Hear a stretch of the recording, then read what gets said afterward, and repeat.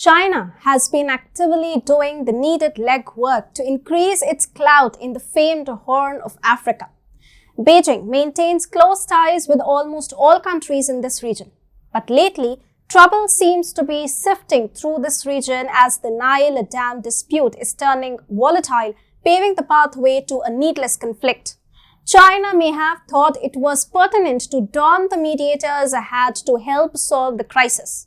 But the response from the African nations has left Beijing in fraught silence. Hi and welcome to TFI Global, the foreign affairs and geopolitical analysis arm of the TFI Media Group. I'm your host Tejasvi Malhotra, and if you haven't subscribed to the TFI Global channel yet, please hit the subscribe button and press the bell icon to receive all the latest updates.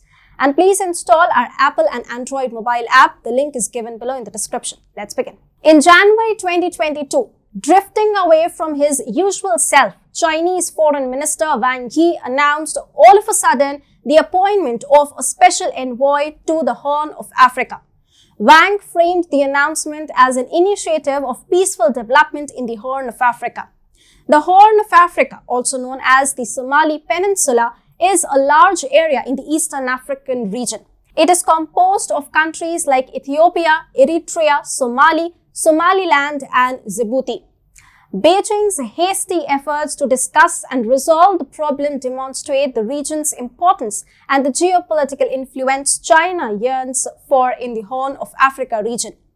Everything started with the construction of the Grand Ethiopian Renaissance Dam, a project that Addis Ababa is building on the Blue Nile, the main tributary of the River Nile, at a cost of $5 billion.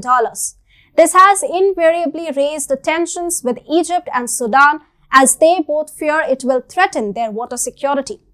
Tensions transcended to a more hostile relationship between these countries as Ethiopia announced the completion of the second filling phase of the dam's reservoir, despite Egypt and Sudan's rejection. Superpowers are interested in the Horn of Africa because it has a significant amount of undiscovered natural resources. Additionally, the area provides a favorable environment for investors, and we know that China won't let such a chance slip from its hands. Ethiopia, being a stable force in the region, moves in good pacts with Beijing. During his meeting with Xi in March, Ethiopian Deputy Prime Minister and Foreign Minister Demeke Mekonnen praised China's support for his country in international forums. He said that Beijing has held his country thwart threats to its sovereignty and territorial integrity.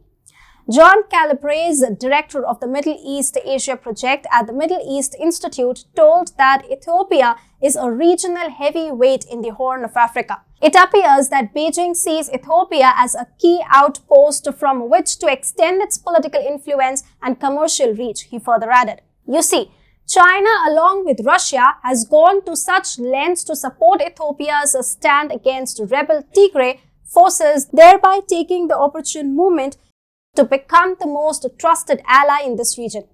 China also opposed the US sanctions on Ethiopia and Eritrea, both accused of committing brutal rapes and massacres in Tigray. China then made a quick leap in financing the grid project with a loan of $1 billion. Beijing is also investing $1.8 billion to fund the expansion of Ethiopia's electricity grid, while two Chinese companies are involved in building the grid. Furthermore, China also has huge investments in Egypt and Sudan, with a big say in financing the new administrative capital being built outside Cairo, of which the China State Construction Engineering Corporation is one of the many contractors. And Sudan remains one of the first countries to sign the infamous Belt and Road Initiative in Africa, and for a certain period, it was Beijing who topped the list of Sudan's strategic partners. Chinese investments in Sudan are distributed in the oil, infrastructure, agriculture, and mining sectors. China, jumping headlong into the Nile Dam dispute, has not aligned with either Egypt's or Sudan's interests. Both Egypt and Sudan have placed their bet on the UN Security Council and not Beijing to end the dispute.